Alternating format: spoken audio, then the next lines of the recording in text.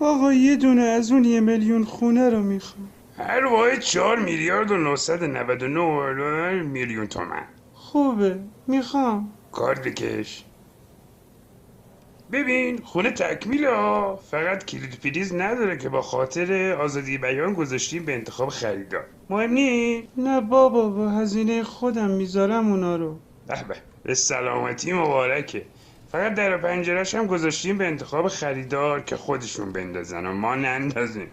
آخه بعضی یه جداره میخوان، بعضی چند جداره. مهم نی؟ نه آقا، یه سقفی بالا سرمون باشه، حالا در و پنجرهش رو خودم نصب میکنم. حل هماهنگه. فقط یه مقدار ستون از کشور دوست همسایه سفارش دادیم که با دکل نفتیه بود، با اون میرسه. مهم نی؟ آقا ستون میخوام واسه کجام آخه؟ یه 4 دیواری باشه کافیه. به تو میگن خریدار واقعی.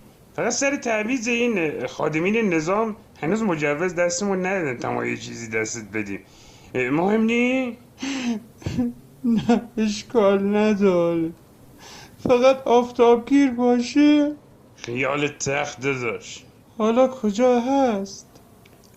همینجا الان تو پذیرایش واسدی. اون 4 تا سنگم زیربنای خونتونه. راستی داشت یه زنگ بزن وانت بیاد این دفتر دسته که منو جمع کنه بریم. پولشو خودت حساب کن، از حق کمیسیونت کم میکنم، حواتم دارم. دمت گرم داشت.